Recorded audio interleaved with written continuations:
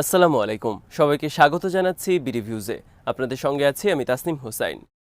ছাত্র জনতার রক্তাক্ত আন্দোলনের মধ্য দিয়ে নতুন এক বাংলাদেশের অভ্যুদয় ঘটতে যাচ্ছে।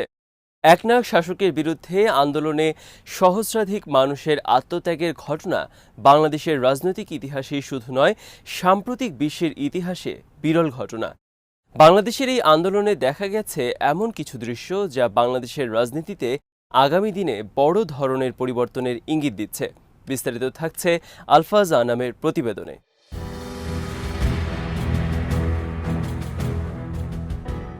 বিভেদ ও বিভাজনের রাজনীতির মাধ্যমে শেখ হাসিনা বাংলাদেশকে কার্যত একটি মাফিয়া রাষ্ট্রে পরিণত করেছিলেন।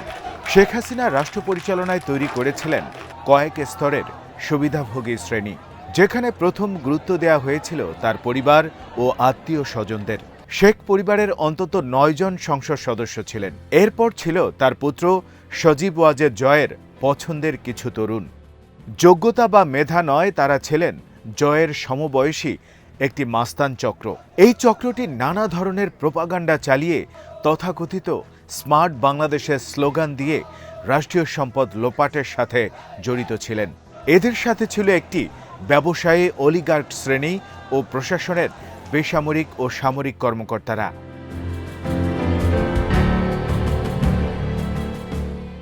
শেখ হাসিনার 18 বছরের শাসনে পুলিশ, বিজিবি ও বেসামরিক আমলাতন্ত্রকে সম্পূর্ণরূপে ছাত্রলীগের নিয়ন্ত্রণে ছেড়ে দিয়েছিলেন, যেখানে নিয়োগ, বদলি ও পদোন্নতির একমাত্র যোগ্যতা ছিল ছাত্রলীগের রাজনীতির সাথে সম্পৃক্ততা।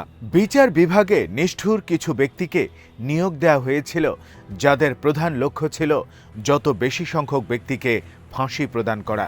পদোন্নতি ও সুবিধা দেওয়ার ক্ষেত্রে মানদণ্ড হয়ে উঠেছিল কে কত বেশি ফাঁসির রায় দিতে পারেন। এই ঘটনা জেলা আদালত, তথাকথিত আন্তর্জাতিক আদালত থেকে সর্বোচ্চ আদালত পর্যন্ত দেখা গেছে। আদালতের কাজ হয়ে দাঁড়িয়েছিল বিরোধী রাজনৈতিক দলের নেতাকর্মী ও ভিন্ন মতাবলম্বীদের ওপর নিপীড়নমূলক শাস্তি চাপিয়ে দেয়া।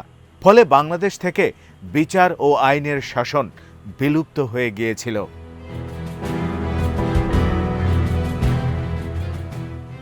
সামগ্রিকভাবে একটি রক্তপিপাসু পুলিশ প্রশাসন ও বিচার বিভাগ গড়ে তোলা হয়েছিল।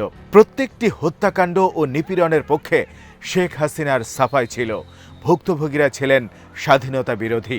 তিনি যে সুবিধাভোগী শ্রেণী তৈরি করেছিলেন, সেখানেও তিনি স্বাধীনতার পক্ষ ও বিপক্ষের শক্তির কথা বলে একটি বিশেষ গোষ্ঠীকে সুবিধা দিয়েছেন অন্যায় ও অপকর্মের অবাধ লাইসেন্স। এই বিভাজনের কৌশলের অংশ হিসেবে তিনি তরুণ কিশোর ছাত্রছাত্রীদের রাজাকারের নাতিপুতি বলে আখ্যা দিয়েছিলেন। 2024-এর ছাত্র আন্দোলনে ক্ষুব্ধ শিক্ষার্থীদের সবচেয়ে বহুল আলোচিত স্লোগান ছিল তুমি কে আমি কে, রাজাকার রাজাকার, কে বলেছে স্বৈরাচার স্বৈরাচার।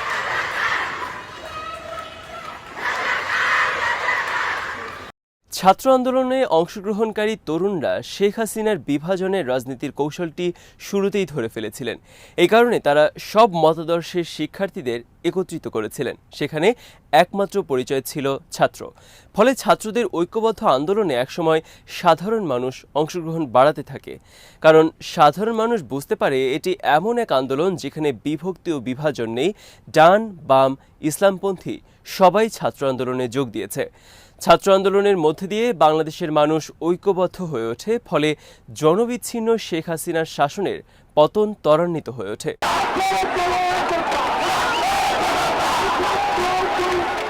বাংলাদেশের ছাত্র আন্দোলনে আমরা এবার প্রথমে দেখেছি পাবলিক বিশ্ববিদ্যালয়, প্রাইভেট বিশ্ববিদ্যালয়, মাদ্রাসা ও স্কুল কলেজের শিক্ষার্থীদের একসাথে অংশ নিতে।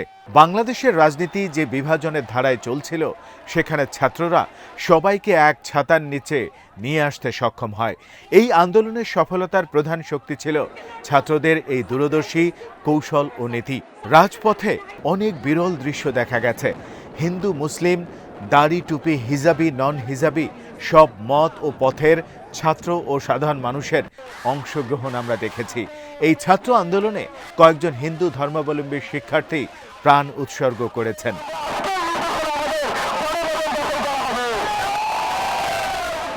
আন্দোলনের সবচেয়ে গুরুত্বপূর্ণ দিক ছিল নারীর অংশগ্রহণ। অতীতে বাংলাদেশের কোনো আন্দোলনে রাজপথে নারীদের অংশগ্রহণ তেমন একটা দেখা যায়নি। শেখ হাসিনার লক্ষ্য ছিল আন্দোলনকারীদের মধ্যে ভীতি সৃষ্টি করে তাদের রাস্তায় নামা থেকে বিরত রাখা। এ কারণে তিনি নির্বিচারে গুলি করে মানুষ হত্যার পথ বেছে নিয়েছিলেন। ছাত্রদের কমপ্লিট শাটডাউন কর্মসূচির প্রথম দিনে 2 শতাধিক মানুষকে গুলি করে হত্যা করা হয়, যার মধ্যে ছিল অসংখ্য নারী ও শিশু।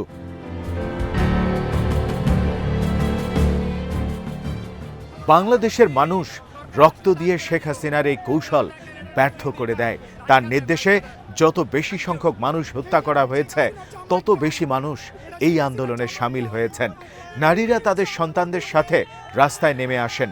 ছাত্রীরা আরও বেশি এই আন্দোলনে সম্পৃক্ত হয়। তারা বুঝতে পারে তাদের ভাইদের হত্যা ও নিপীড়ন ঠেকাতে হলে শেখ হাসিনার বিদায় ছাড়া সম্ভব নয়। ফলে ছাত্র আন্দোলন শেখ হাসিনার পতনের এক দফার আন্দোলনের রূপ নেয়। এটি হয়ে ওঠে বাংলাদেশের ইতিহাসের সবচেয়ে বড় ছাত্র জনতার আন্দোলন। ছাত্র আন্দোলনে নারীদের অংশগ্রহণ বাংলাদেশের নতুন এক রাজনৈতিক শক্তি প্রেরণার উৎস হয়ে থাকবে।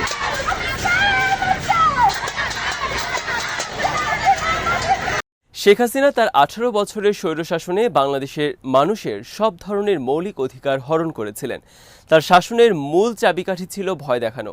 এই ভয় দেখানোর কাজটি করা হতো প্রশাসন, আদালত এবং তার দলের পেটোয়া বাহিনীর মাধ্যমে। ফলে বাংলাদেশের বহু মানুষ ভয়ে অন্যায় শাসনের বিরুদ্ধে ধীরে ধীরে কথা বলা বন্ধ করে দিয়েছিল। তিনি ভেবেছিলেন দেশের মানুষ তার নিপীড়নমূলক শাসন মেনে নিয়েছে, কিন্তু এই দেশের মানুষ কখনোই তার ফ্যাসিস্ট শাসন মেনে নেয়নি। তারা ঐক্যবদ্ধ আওয়াজের অপেক্ষায় ছিলেন। ছাত্ররা মানুষের কথা বলার সেই পরিবেশ তৈরি করে দেয়। বিসমিল্লাহির রহমানির রহিম। প্রিয় দেশবাসী, আসসালামু আলাইকুম। বাংলাদেশ নামক রাষ্ট্রটিকে শেখ হাসিনা একটি পারিবারিক প্রতিষ্ঠানের মতো করে পরিচালনা করার চেষ্টা করেছেন। সাধারণ মানুষ যে রাষ্ট্রের প্রকৃত মালিক তা তিনি কখনোই মনে করতেন না। তিনি মনে করতেন তার পিতা ও তার পরিবার এদেশের মানুষকে একটি রাষ্ট্র এনে দিয়েছেন। ফলে গণভবনে বসে এই দেশ শাসন করার একমাত্র এখতিয়ার হচ্ছে তার পরিবারের। তিনি কার্যত বাংলাদেশ নামক রাষ্ট্রটিকে একটি জমিদারিতে পরিণত করতে চেয়েছেন, যার একমাত্র শাসক হচ্ছে তার পরিবার। ফলে তার পতনের সাথে সাথে মানুষের আক্রোশের প্রকাশ ঘটে গণভবনে। সেখানে হাজার হাজার মানুষ ঢুকে পড়ে পতনের উল্লাস প্রকাশ করে। আজ বিজয় হয়েছে ছাত্রদের। বৈষম্য বিরোধী ছাত্র আন্দোলনের সকল নেতৃবৃন্দকে আমার পক্ষ থেকে শুভেচ্ছা। এদেশের মানুষের ওপর নিপীড়নমূলক শাসন চাপিয়ে দিয়ে তারা পরিবার নিয়ে বিদেশে বিলাসী জীবনযাপন করে গেছেন। তার পুত্র যুক্তরাষ্ট্রে বসবাস করে স্থায়ী হয়ে গেছেন। তার বোনের পরিবার লন্ডন ও ইউরোপে স্থায়ী হয়েছেন। বাংলাদেশের মানুষ মনে করে তিনি ও তার বোনের পরিবার এদেশ থেকে বিপুল পরিমাণ অর্থ পাচার করেছে। এই সংক্রান্ত বেশ কিছু খবর ইতিমধ্যে প্রকাশ পেয়েছে। শেখ হাসিনার ভাগ্নি ও ব্রিটেনের পার্লামেন্ট সদস্য টিউলিপ সিদ্দিকের বিরুদ্ধে সম্পদের হিসেব দেয়া নিয়ে তদন্ত চলছে। এর আগে শেখ রেহানার লন্ডনে বিলাসবহুল বাড়ি কেনার নানা তথ্য প্রকাশ পেয়েছে। সজীব ওয়াজেদ জয়ের সম্পদ নিয়ে আছে নানা রকম প্রশ্ন।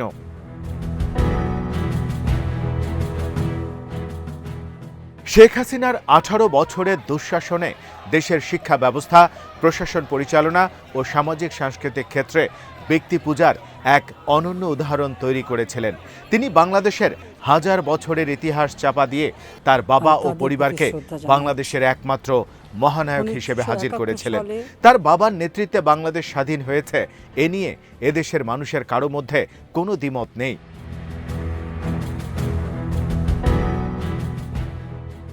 কিন্তু তার বাবাও যে তার মতো একজন ব্যর্থ স্বৈরশাসক ছিলেন, এই ইতিহাস তিনি আড়াল করে একমাত্র মহানায়ক হিসেবে হাজির করার চেষ্টা করে গেছেন। জোর করে পড়ানো বিকৃত ইতিহাসের বাইরে এদেশের ছাত্ররা প্রকৃত ইতিহাস জেনেছেন। নতুন প্রজন্ম বানানো ইতিহাসের বয়ান প্রত্যাখ্যান করেছেন। তার পতনের সাথে সাথে বিকৃত ইতিহাসের পতন শুরু হয়। তার বাবার মূর্তিগুলো মানুষ অপসারণ করতে শুরু করে।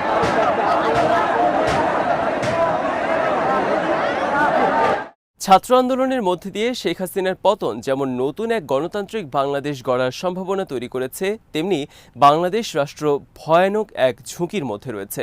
গণ আন্দোলনে শেখ হাসিনার পতনের কারণে বাংলাদেশের রাজনীতি এবং প্রশাসনে এক ধরনের শূন্যতা তৈরি হয়েছে।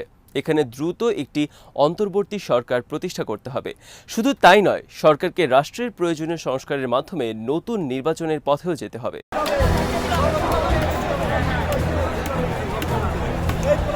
শেখ হাসিনার পতনের পর সারা দেশের মানুষ রাস্তায় নেমে এসে উল্লাসে মেতে ওঠে, কিন্তু একই সাথে মানুষের দৃষ্টি ছিল কারা রাষ্ট্রের দায়িত্বে আসছে, সেখানে সেনাবাহিনীর ভূমিকা কী হবে। আশার কথা হলো বাংলাদেশের সেনাবাহিনী ক্ষমতা দখল করেনি। যদিও সেনাবাহিনী ক্ষমতা নিলেও মানুষ তাতে হয়তো স্বাগত জানাতো, কিন্তু সেনাবাহিনী প্রাথমিকভাবে দূরদর্শী সিদ্ধান্ত গ্রহণ করে। সব রাজনৈতিক দলকে সেনা সদরে আমন্ত্রণ জানানো হয়। সেনাপ্রধান স্পষ্টভাবে জানিয়ে দেন সবার সাথে আলোচনা করে অন্তর্বর্তী সরকার প্রতিষ্ঠা করা হবে। এরপর বঙ্গভবনে রাষ্ট্রপতির সাথে সব দলের প্রতিনিধিরা বৈঠক করেন।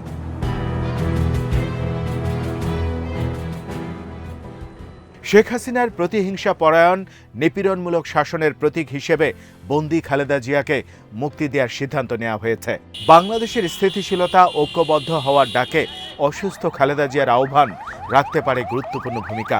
বিভাজনের রাজনীতির কৌশল হিসেবে শেখ হাসিনার শেষ সময়ে নিষিদ্ধ করা জামায়াতে ইসলামীকেও আমন্ত্রণ জানানো হয়, যা ঐক্যবদ্ধ রাজনৈতিক ভূমিকা পালনে সহায়ক হবে।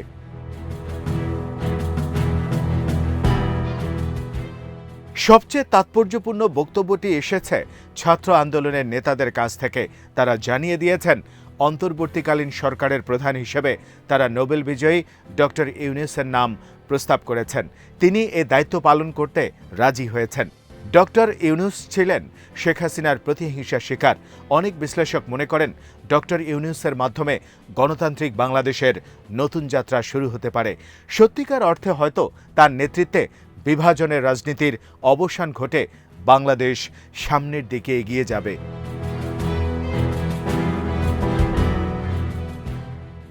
আজ এখানেই শেষ করছি। সবাই ভালো থাকুন, সুস্থ থাকুন আর দেখতে থাকুন বি রিভিউজ। চ্যানেলটি ভালো লাগলে সাবস্ক্রাইব করুন। সংযুক্ত থাকুন আমাদের ফেসবুক পেজে। আল্লাহ হাফেজ।